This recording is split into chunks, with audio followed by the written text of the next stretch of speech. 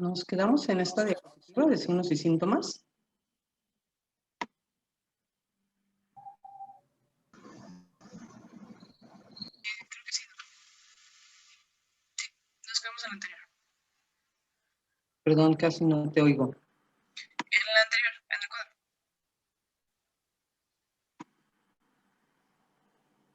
cuadro. Un diagnóstico. Las anteriores eran de teología, esas ya las vimos. Sí, ese ya. ¿Ahí? Ahí nos quedamos. Ok, perfecto.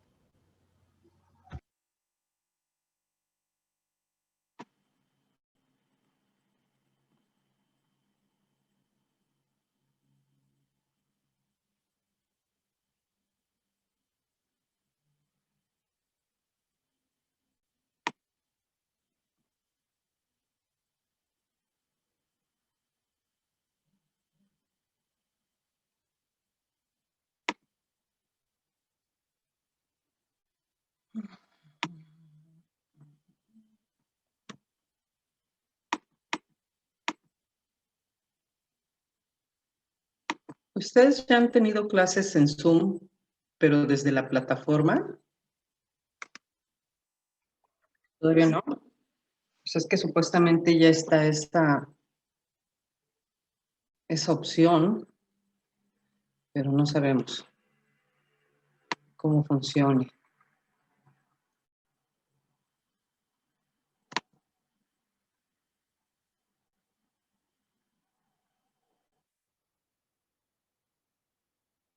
¿Nadie les ha comentado?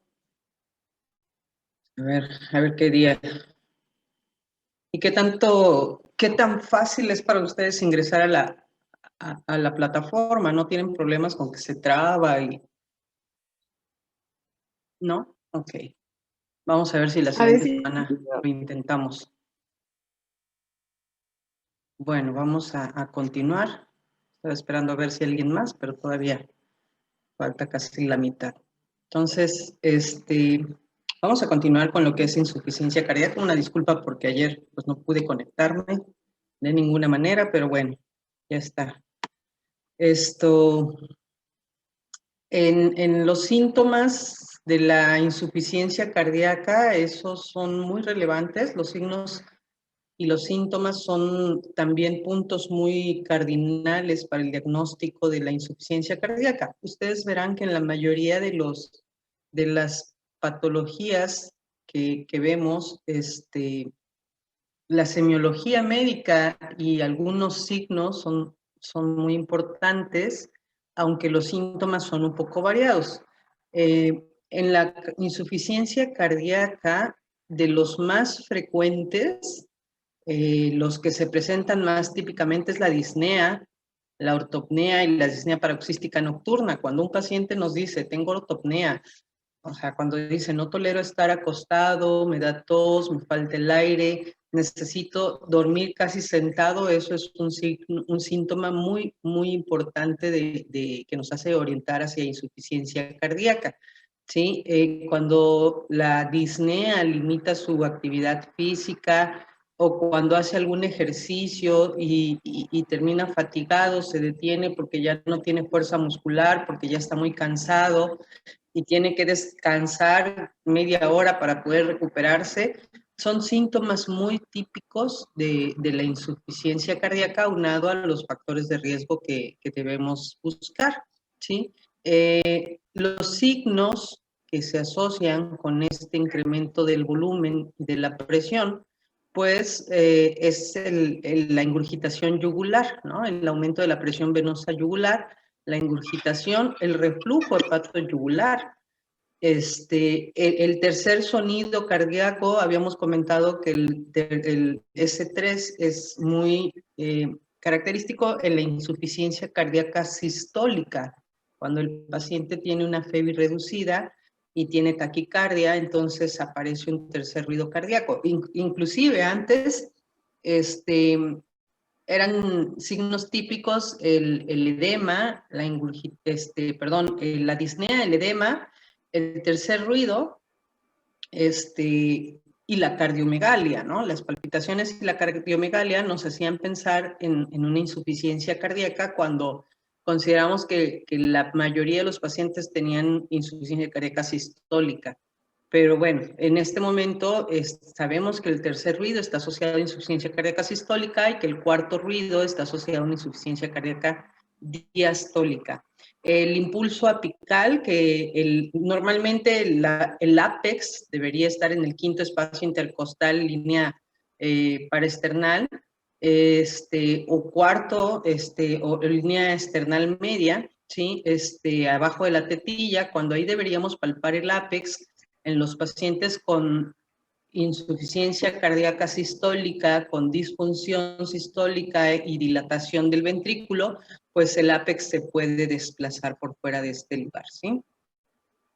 Los signos menos típicos que el paciente no asocia claramente con un problema cardíaco, pero que también pueden relacionarse, es la tos nocturna, aquel paciente que, sobre todo cuando tiene esta ortopnea, ¿sí? Cuando se recuesta, cuando se acuesta en plano y le vienen accesos de tos que lo obligan a sentarse, esa tos nos habla de una hipertensión venocapilar pulmonar. ¿Sale? Las sibilancias que, pues, asociados a la disnea nos deben hacer pensar en un proceso de hipertensión venocapilar pulmonar, ¿sí?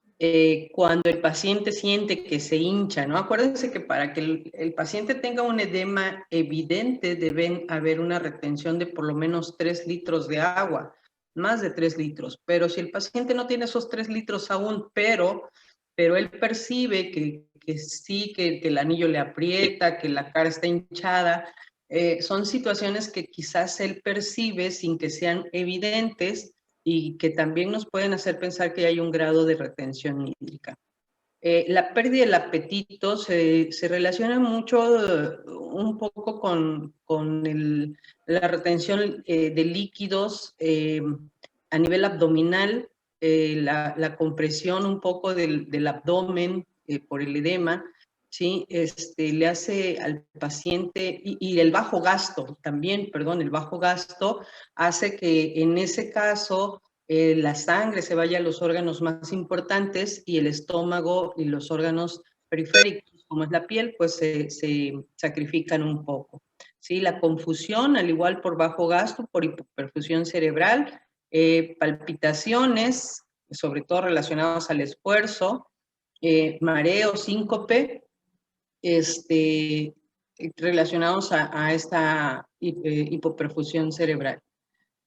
Y bueno, condiciones que también son importantes para nosotros cuando tenemos un paciente en insuficiencia cardíaca o con riesgo de, vigilamos el peso, porque aquellos que van ganando peso y que le iniciamos un diurético, pues lo deben reducir al perder litros de agua, ¿no? La pérdida de peso como tal no es muy buena. Al inicio pudiera pensarse que es por un autoconsumo metabólico, ¿sí? En los pacientes que tienen insuficiencia cardíaca avanzada, tienen falla cardíaca y están con taquicardias permanentes y eso hace que el paciente vaya perdiendo peso, pero bueno, no es lo más frecuente. La verdad es que la pérdida de peso no es lo más frecuente. O después de ella viene un incremento de peso debido al incremento del volumen circulante, ¿sí? Los soplos, sobre todo funcionales por insuficiencia mitral, por insuficiencia tricuspidia, cuando los ventrículos se dilatan, se genera una insuficiencia funcional. O puede ser una insuficiencia mecánica, por ejemplo, en una cardiopatía isquémica, donde la perfusión hacia los músculos papilares puede generar una insuficiencia mitral. Entonces, los soplos cardíacos pueden aparecer durante la insuficiencia cardíaca, ¿sí? No son soplos que aparezcan ni desaparezcan, eso es como más característico en la endocarditis. Son soplos que han estado ahí, pero que se van aumentando de intensidad dependiendo del grado de insuficiencia cardíaca que el paciente presente, ¿sí? Los estertores crepitantes, el edema de los tobillos y hacia regiones más altas o en declive, el derrame pleural, obviamente. El derrame pleural se comenta que cuando es un derrame pleural izquierdo, es muy característico de una insuficiencia cardíaca.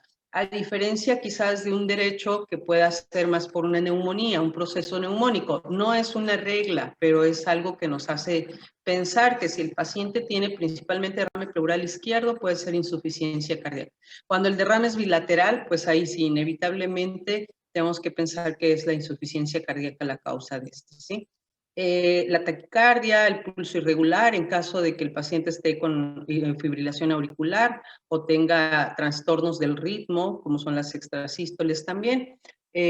La respiración de Cheyne-Stokes, que está hablando de una mala perfusión cerebral, ¿sí? Que está alterando el patrón respiratorio con inspiraciones que cada vez se van reduciendo hasta llegar a las pausas respiratorias, ¿no? La citis en los estados más avanzados, las extremidades frías por esto de la hipoperfusión, les decía, se sacrifican los órganos periféricos y la piel es una de ellas. La oliguria, pues ya nos habla de un daño muy severo hacia inclusive riñón, ¿no? Entonces son signos ya no tan frecuentes, pero que sí nos hablan de un estado avanzado de insuficiencia cardíaca.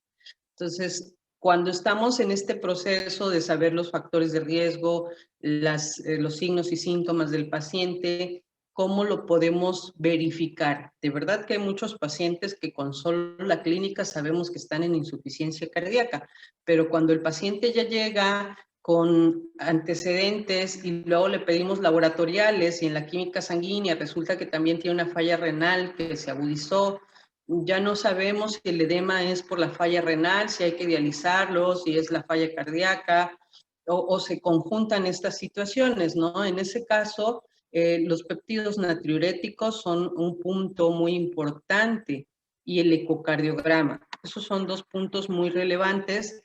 El electrocardiograma lo único que nos diría es si hay algún cambio relacionado a cardiopatía isquémica, a fibrilación auricular, crecimiento de cavidades, pero al final de cuentas el ecocardiograma nos va a definir los tamaños de las cavidades y la función de los ventrículos. La fracción de expulsión, que es muy importante para nosotros para determinar el tratamiento, ¿sí?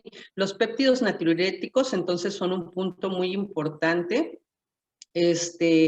Tienen, hay un límite superior, hay un valor normal, el valor tope es de 35 picogramos por mililitro y el llegar a este tope, si el paciente no tiene datos de insuficiencia cardíaca aguda, pues pudiera no ser relevante, ¿sí? Pero para el ProBNP el valor es arriba de 125 miligramos, entonces esos son los valores que debemos considerar para el BNP y el ProBNP. De hecho, el ProBNP se considera mucho más específico de insuficiencia cardíaca y es el que tomamos en muchos lugares como valor de referencia. Es como las troponinas y las creatinquinasas, ¿no? Hay cierta predilección por el ProBNP. El problema muchas veces es que no todos los laboratorios lo procesan, no es un péptido que se pueda manejar fácilmente en cualquier laboratorio, ¿sí? Entonces, los péptidos natriuréticos son los que nos van a descartar en caso de que tengamos duda de que pueda ser insuficiencia cardíaca. Se utiliza como un factor, un punto más a favor de, aunque no no porque tenga el ProBNP alto y no tenga síntomas, vamos a decir que está en falla cardíaca, ¿no? Acuérdense que hay que conjuntar condiciones para poder llegar a un diagnóstico. Por eso es un síndrome, porque es un conjunto de signos y síntomas que también requieren de otras condiciones para poderse conjuntar, ¿sí? La fibrilación auricular a mayor edad, la insuficiencia renal, elevan los valores basales de péptidos natriuréticos. Entonces, la insuficiencia renal es una condición que por sí sola modifica muchos valores, como por ejemplo el de la troponina en la cardiopatía isquémica, los péptidos natriuréticos en esta condición de insuficiencia, ¿sí? Los pacientes obesos tienen valores bajos Entonces, en estas condiciones puede verse modificada si es que solo tomamos en cuenta los valores del BNP. Hay que siempre conjuntar todo lo que tenemos. Entonces, pero si tenemos un paciente con disnea, con edema, con derrame pleural, con factores de riesgos, con un electro que a lo mejor me hace sospechar un crecimiento ventricular izquierdo, que me habla de una FA rápida, en fin, que me marca un bloqueo de rama izquierda, pues entonces este electro me hace pensar, me hace apoyar mi diagnóstico de insuficiencia cardíaca, ¿sí? Un electro completamente normal no me descarta que haya otras condiciones, pero por lo menos debería tener una taquicardia. Los pacientes con insuficiencia cardíaca deben tener taquicardia, ¿sí?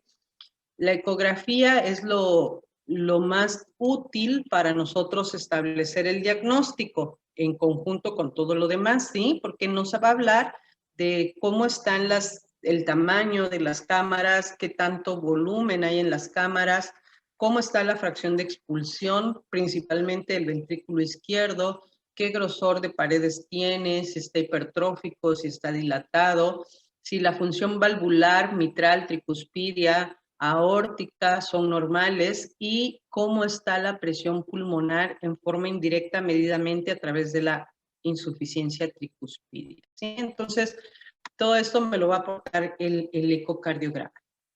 Entonces, si un paciente llega conmigo no en una fase aguda, sino con sospecha, ¿sabe qué, doctora? Es que me estaba hinchando, es que de repente me falta el aire, es que siento que se me acelera el corazón, y lo que más les llama la atención al paciente es el edema, ¿no? Es que yo he oído que cuando uno se hincha es porque tiene el corazón grande. Entonces, esos pacientes que no tienen una presentación aguda que nos permite hacer todo un historial, pues bueno, esta parte del interrogatorio, de la exploración, es muy importante, ¿sí? En la historia clínica, pues para mí lo más importante es determinar los factores de riesgo, saber si ese paciente es hipertenso, saber si tiene algunos otros factores, diabetes, enfermedad arterial coronaria, si ha tenido infartos, si lo han operado de corazón, ¿sí? ¿Qué fármacos utiliza? Si tiene otras condiciones agregadas, como puede ser un cáncer, un tratamiento que lleve a la cardiotoxicidad, si tiene sustancias, si usa y abusa de sustancias tóxicas, ¿sí?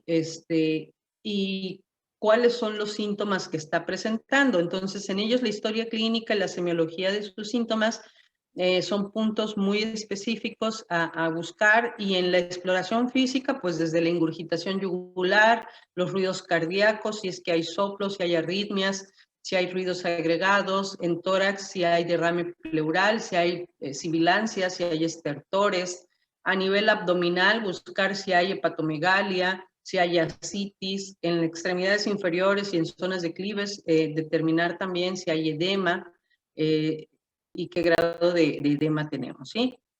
Y buscar por lo menos en el electrocardiograma alguna condición que pudiera estar relacionado a crecimiento ventricular, trastornos del ritmo, bloqueos de rama, principalmente, ¿sí? Si es posible, si el paciente tiene cambios que me sugieren insuficiencia cardíaca, puedo solicitar entonces un ecocardiograma. Está indicado solicitar un ecocardiograma para valorar cómo está la función ventricular, ¿sí? Si tenemos dudas porque tiene algunos signos y síntomas, pero no son muy claros, entonces puedo solicitar los péptidos natriuréticos. Y si el valor del ProBNP es más de 125 o el valor del BNP es mayor de 35, entonces es muy posible que el paciente tenga insuficiencia cardíaca y había que solicitarle la ecocardiografía, ¿sí? Si el paciente no tiene ninguna condición de estas que me sugiera insuficiencia cardíaca, pues entonces lo más probable es que no tenga ninguna condición, ¿sí? Si el ecocardiograma es normal, bueno, pues entonces habría que buscar otra condición que esté favoreciendo la retención hídrica, como puede ser un problema renal. Y si el ecocardiograma es anormal, bueno, entonces habría que iniciar un tratamiento dependiendo de la fracción de expulsión que tenga este paciente. ¿Sí? Entonces, en este caso, por ejemplo, el ecocardiograma, hay varias, en el ecocardiograma Doppler bidimensional, que es el que tenemos con más facilidad en la consulta, en estos hay varias proyecciones, ¿no? No es una sola. Esta es la proyección más frecuente que nosotros hacemos, la primera que tomamos, y es un eje para esternal largo, donde en esta parte, perdón, donde estamos valorando esto que es el septum. Esto, como se los está marcando, aquí arriba está el ventrículo derecho, lo que está en negro es la cavidad, lo que está en blanco es el músculo. Entonces, en la parte superior estamos evaluando el septum entre los ventrículos y esto es la pared posterior del ventrículo izquierdo, ¿sí? Este engrosamiento, este movimiento que se va a dar aquí, al contraerse obviamente es la sístole y al relajarse es la diástole. Aquí el flujo va hacia la aorta y viene desde la aurícula hacia el ventrículo izquierdo. Entonces el flujo viene de la aurícula hacia el ventrículo y del ventrículo hacia la aorta. En este caso, en este video, vean ustedes lo débil de este ventrículo comparado con un estudio normal, ¿sí? Entonces,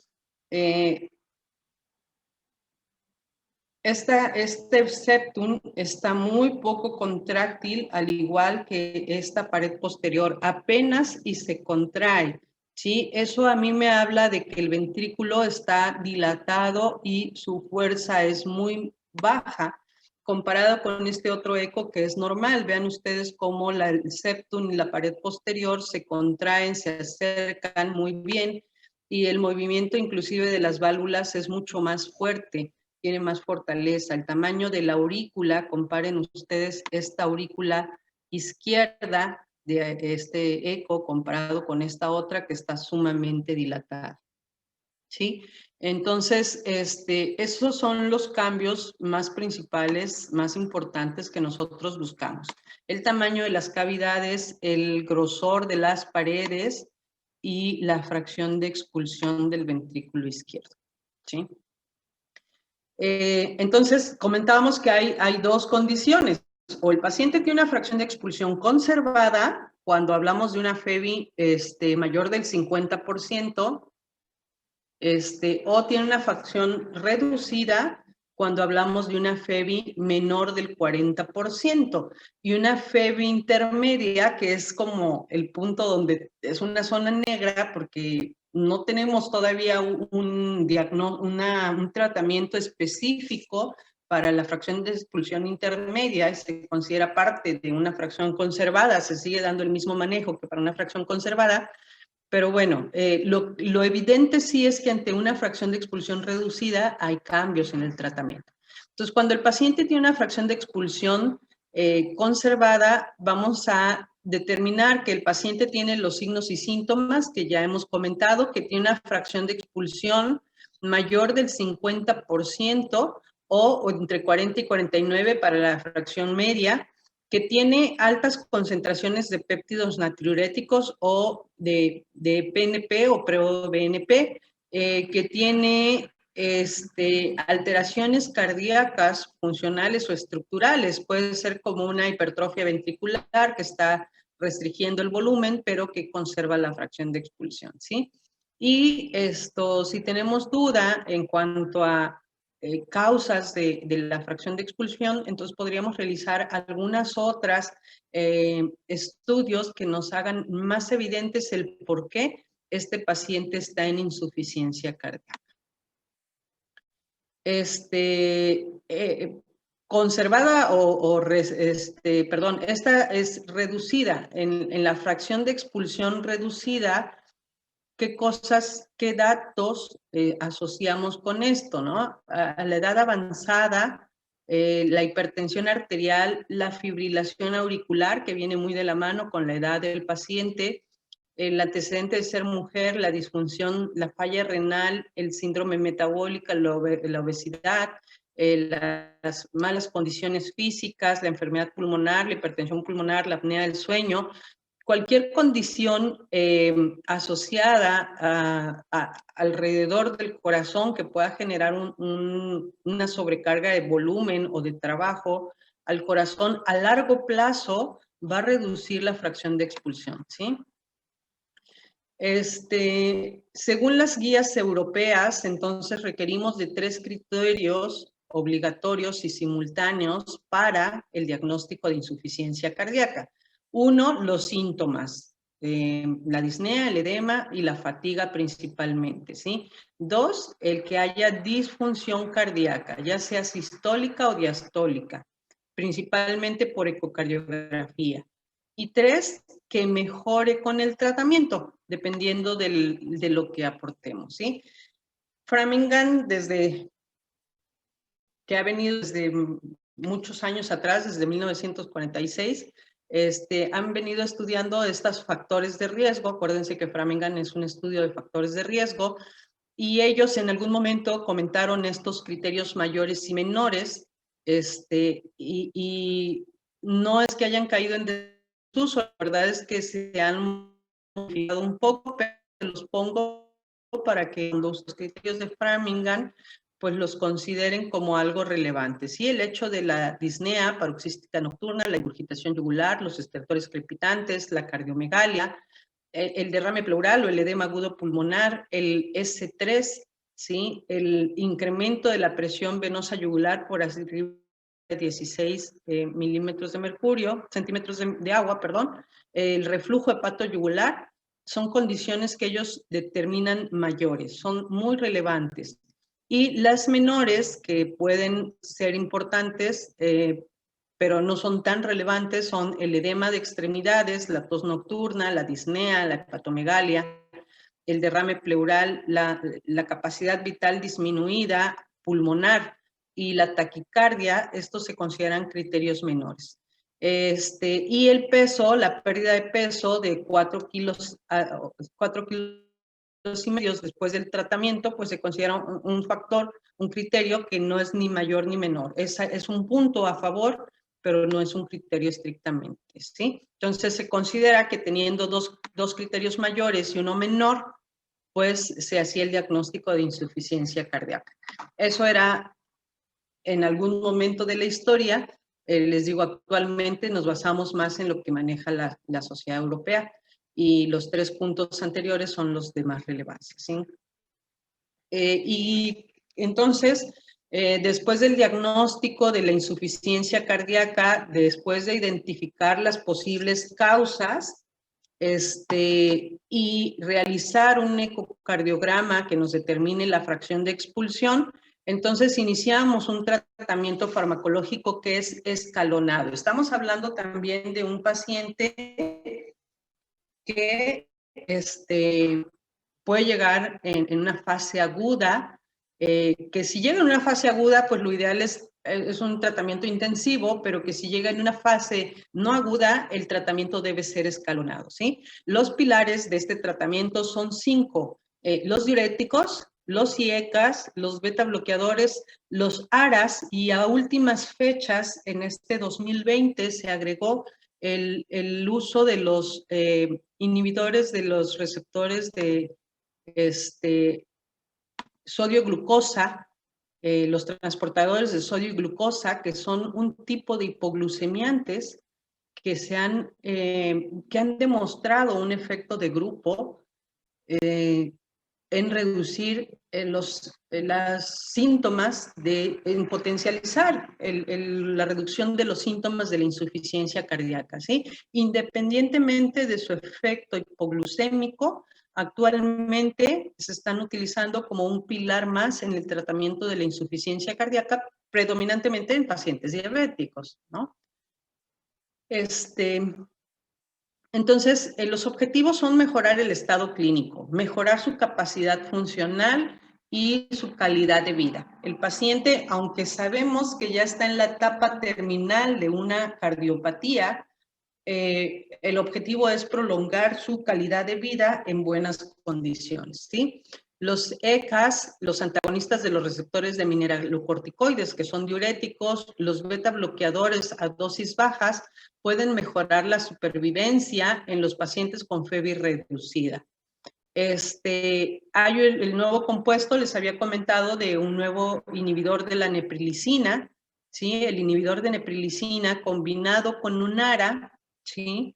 Que en este caso es valsartán, se ha venido utilizando en los últimos 2-3 años, ¿sí? Como un pilar, un agregado al tratamiento de la insuficiencia cardíaca. La única cuestión es que hay que considerar que este fármaco viene combinado con valsartán, entonces no podemos utilizar otro fármaco, otro ARA o IECA, tenemos que suspender estos para poder utilizar valsartán sacubitrilo. Y algo importante con este fármaco es que hay que mantener al paciente de tener cifras arriba de 160 de presión para poder iniciarlo y estar vigilando porque tiene un efecto antihipertensivo, ¿sí? Ha demostrado un fuerte valor en la reducción del riesgo de muerte y la hospitalización por insuficiencia cardíaca, más que un IECA solo. ¿Sí? La ivabradina es un fármaco que altera, ¿cómo les podría decir? Bloquea los canales de calcio, entonces reducen frecuencias cardíacas altas, además de generar un efecto vasodilatador, y entonces se utiliza en la insuficiencia cardíaca de fiebre reducida, ¿sí? Una fase aguda, pero después en la fase superior, queremos decirlo, se ha podido manejar la ivabradina y sobre todo en los pacientes con cardiopatía isquémica, ¿sí? Aquellos que tienen isquemia y falla cardíaca son los que más se benefician.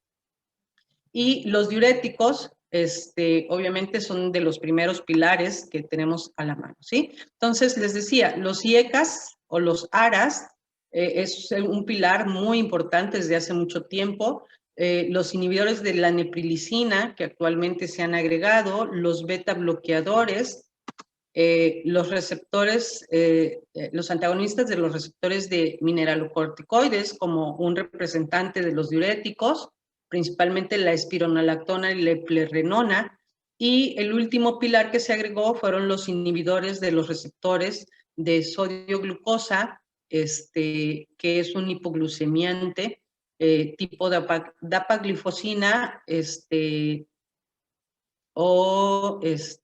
me fue el otro nombre, pero ahorita lo comentamos. Dapaglifosina es de los principales fármacos que se han evidenciado en este grupo, ¿sí? Entonces, para la insuficiencia cardíaca reducida, la insuficiencia cardíaca con FEBI reducida, ¿sale? FEBI reducida, fracción de expulsión menor del 40%, que se encuentra en una clase funcional 2 a la 4. En estos pacientes,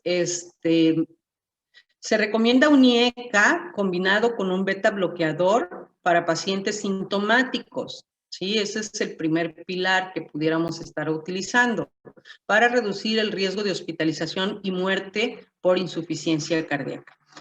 También se recomienda un beta bloqueador combinado con un IECA en pacientes que tienen síntomas controlados, o sea, son sintomáticos pero están estables, para un seguimiento, tanto para un evento agudo como para un seguimiento, los IECAs y los beta bloqueadores van a ser de primera elección.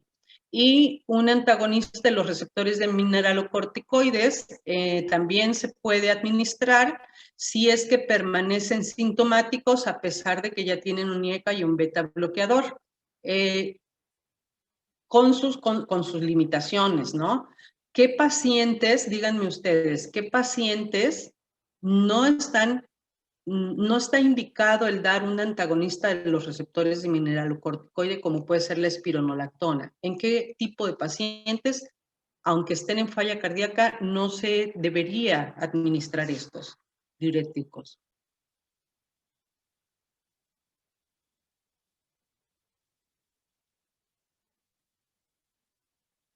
Acuérdense que los receptores, los antagonistas de receptores de mineralocorticoides, como les digo, la espironolactona, son ahorradores de potasio, ¿sí? Son diuréticos, pero ahorran potasio. Entonces, si el paciente está en falla renal, principalmente en un estadio 4 o 5, que por sí solo ya retiene potasio, entonces en estos pacientes, pues los diuréticos ahorradores de potasio no son una buena opción, estarían contraindicados realmente. Podríamos quizá tal vez combinarlos con diuréticos de ASA, ¿no? Diuréticos de ASA, como puede ser furosemida, pero siempre hay que vigilar, sobre todo cuando damos un IECA con un diurético ahorrador de potasio, siempre hay que vigilar los niveles de potasio, siempre ténganlo en cuenta.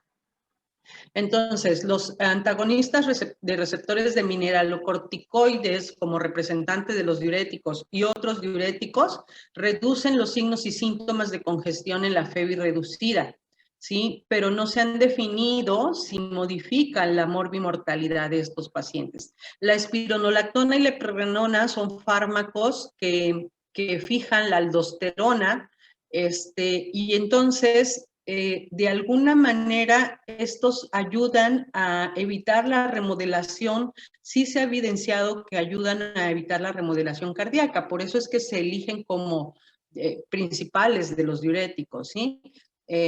Pero los otros diuréticos, como puede ser furosemida, bumetanida, hidroclorotiazida, no han demostrado mejorar la morbimortalidad, ¿sí? Se recomiendan estos antagonistas de los receptores de mineralocorticoides o diuréticos ahorradores de potasio, se recomiendan en pacientes con febris reducida, sintomáticas, a pesar de que ya están con un tratamiento farmacológico combinado y han reducido la morbimortalidad y las hospitalizaciones. Pero tenemos que vigilar el potasio sérico, es lo que les comentaba hace un rato. ¿Sí? Los otros diuréticos, como son los de ASA, tienen una diuresis más intensa, las tiazidas son menos potentes, pero pueden usarse sinérgicamente, ¿sí? El objetivo es mantener la eubolemia, no hay que tampoco llevarlos a una hipovolemia y debemos ajustarlos según necesidades. ¿A qué me refiero? A que hay que mantener la eubolemia. Hay pacientes que además de la insuficiencia cardíaca tienen un estado de nutrición, una hipoproteinemia y que eso va a favorecer el edema. Pero hay ocasiones que el edema ya ni siquiera es por la insuficiencia cardíaca, ¿no? Por ejemplo, llegan pacientes con insuficiencia venosa que tienen edema y que les manejan diuréticos para reducir el volumen, el edema, pero el edema es más bien un problema mecánico por una insuficiencia venosa. Entonces, ¿qué estamos haciendo ahí de preparar el volumen al paciente? Lo estamos llevando a una hipovolemia con el fin de verlo deshinchado, pero no estamos tratando el problema de base. Entonces, en estos pacientes hay que tener cuidado de llevarlos a una hipovolemia tratando de valorar solo el edema, pues no es muy útil, ¿sí? De los diuréticos de ASA que tenemos en el mercado, aquí en México tenemos furosemida y bumetanida. Sí, la dosis máxima es hasta 5 miligramos de bumetanida al día o 240 miligramos de furosemida al día. De las tiazidas que tenemos en México, la hidroclorotiazida y la indamida, ¿sí? Son los científicos y la clorantona, también la tenemos con científicos. Y los ahorradores de potasio tenemos la espironolactona, la eplerenona, tenemos la lorida también en México, estos dos principalmente, ¿sí? Entonces tenemos una gama de diuréticos altos. Y acuérdense que los de ASA tienden a ser tolerancia. Podemos cambiar los fármacos de ASA porque llegan a ser intolerancia. Entonces, ¿para qué utilizamos los antagonistas receptor de mineralocorticoides? Para reducir los síntomas, mejorar la condición del paciente, reducir los internamientos, ¿sí? ¿Cuándo los utilizamos y en quiénes? Los utilizamos en los pacientes que a pesar de que tienen un IECA y un beta bloqueador, persisten con síntomas. Y la única contraindicación pues absoluta sería una reacción alérgica conocida al fármaco, y debemos tener precauciones en aquellos que tienen hiperplasia, los que pueden llegar a tener hiperplasia, los que tienen falla renal crónica, los pacientes que tienen fármacos que también ayudan a mejorar el potasio, como pueden ser los suplementos de potasio, los aras, los AINES, algunos sulfas, sustitutos de sal que tienen potasio, o algunos antibióticos como el ketanol y conazol, que pueden aumentar los niveles de potasio. Antagonizan los receptores de mineralocorticoides, tenemos la renona y la isotonilactona, una dosis que se van a esperar de 25 miligramos hasta 50 miligramos, o inclusive 100 miligramos al día para isotonilactona.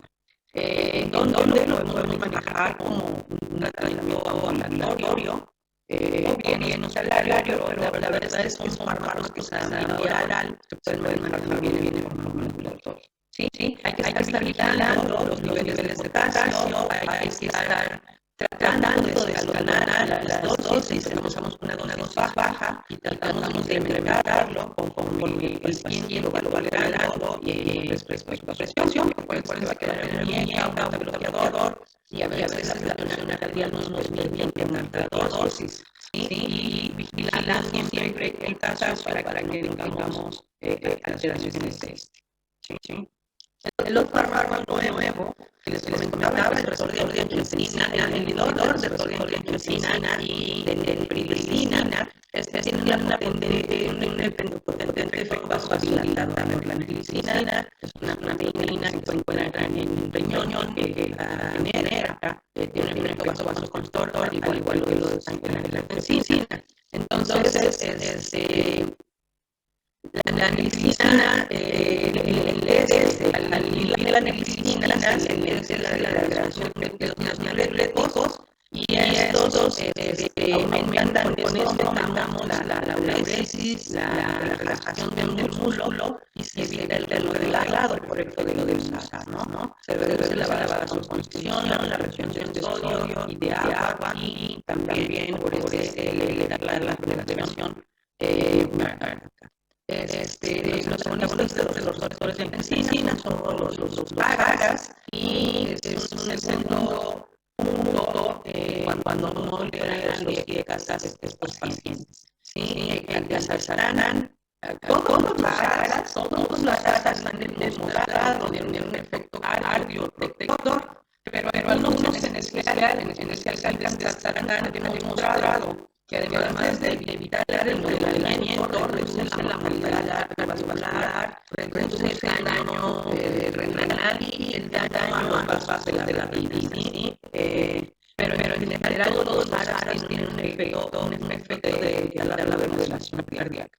El valsartán también ha reducido el número de hospitalizaciones en pacientes con insuficiencia cardíaca reducida. Eso. ¿Por qué los aras? Dice, los aras, los IECAs para insuficiencia cardíaca se dan para mejorar los síntomas y la tolerancia al ejercicio. ¿Quiénes y cuándo? En todos los pacientes que tienen ya ciertas condiciones para la insuficiencia cardíaca, o que ya tienen una vida baja. Son los tratamientos de primera línea en pacientes que tienen insuficiencia cardíaca de una funcional 2-4, y lo ideal es iniciarlo tan prontamente como sea posible. Los IECAs son benéficos en pacientes que tienen disfunción sistólica asintomática. Un paciente no tenga síntomas, pero sabemos que ya tiene disfunción sistólica, lo ideal es iniciarlo. Si el paciente no tuviera una presión no es hipertenso, tiene insuficiencia cardíaca, y podemos manejar IECAs. Manejamos IECAs hasta dosis más bajas. Si sabemos que, por ejemplo, las dosis ideales de 25 miligramos cada 8 horas, en falla cardíaca podemos manejar una dosis de 12.5 cada 12 horas. Es una dosis manejada para insuficiencia cardíaca, no hipertensión. ¿Sí? En quienes no hay que darlos, en quienes tienen historia de edema, ¿sí? Pacientes que tienen estenosis renal bilateral, pacientes que están embarazadas o aquellos que tienen alguna reacción alérgica a estos fármacos. ¿Sí? Hay que vigilar el potasio, la función renal, la hipotensión, pudieran condicionar y la combinación con otros fármacos, sobre todo los mismos para los algunos receptores del glucocorticoides que van a aumentar los niveles de potasios. Les comentaba el captopril, inclusive, lo que pasa es que en México no tenemos estaciones de 2.5, pues solo tenemos captopril de 25 miligramos. Entonces, a veces es ya difícil partir a la tableta, pero hay las dosis de hasta 6.25 cada 8 horas, ¿no? Por eso para nosotros es más fácil el paciente que tome la tableta de la tableta en la mañana y en la noche, más 6.25 cada 8 horas. Y el adrenalina, la dosis inicial para insuficiencia cardíaca de 2.5 miligramos cada 12 horas y lisinopril de 2.5 miligramos al día, captopril 2.5 miligramos por día, trazodone a 1.5 miligramos por día.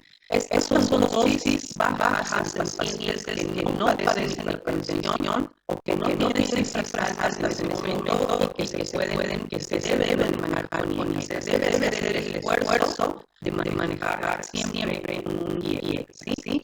Donde pues en todo momento, desde que el paciente ingresa a urgencias, desde el paciente se va a casa, desde el paciente llega a la consulta, en todo momento debemos estar siempre una primera elección, un IEC.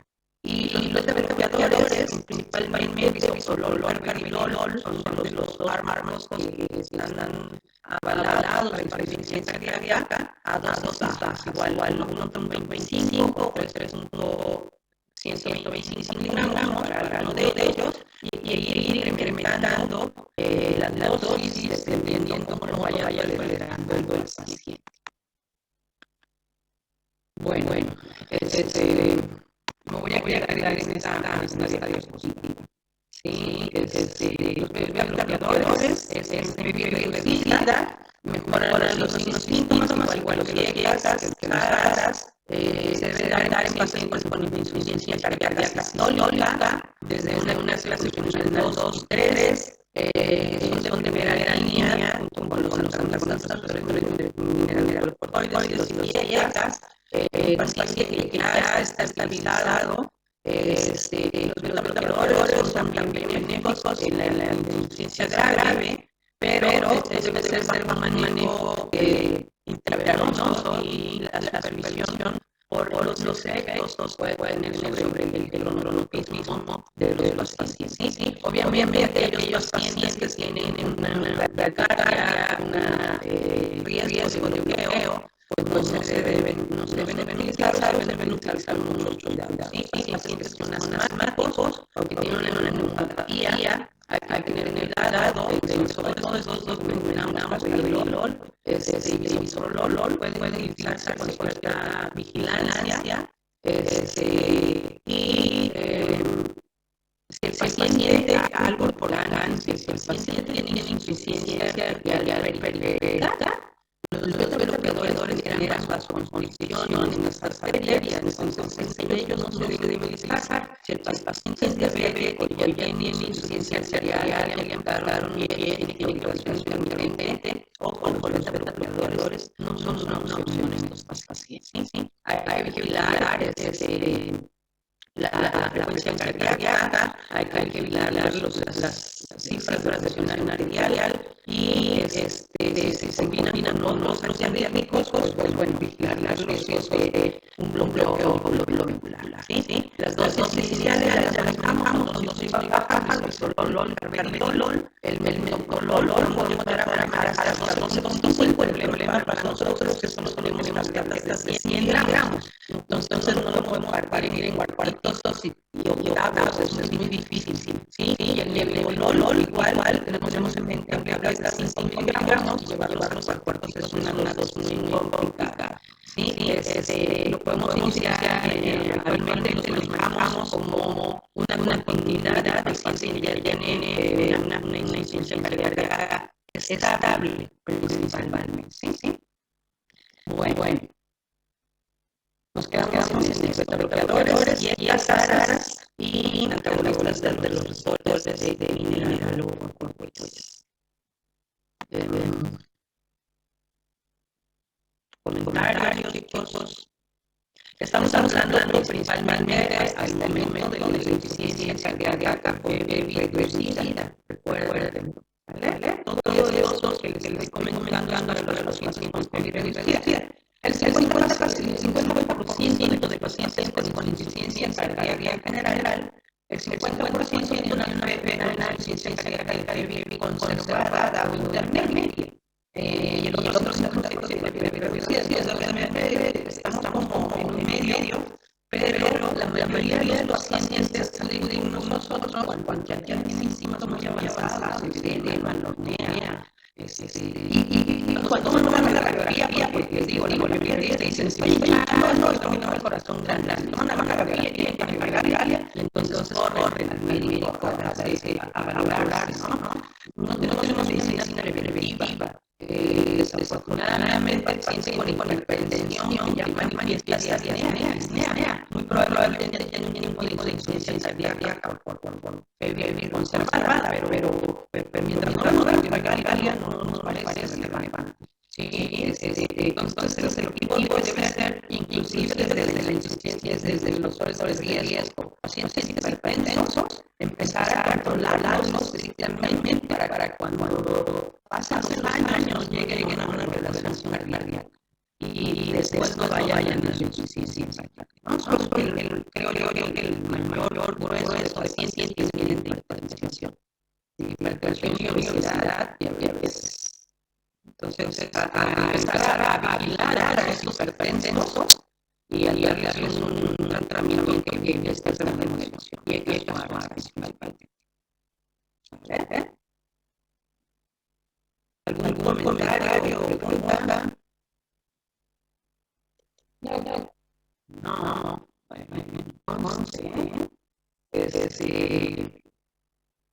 Mañana es jueves, es 8 de octubre, no le voy a dar clases, tengo una consulta tan importante, entonces no voy a poder estar con ustedes, nos vemos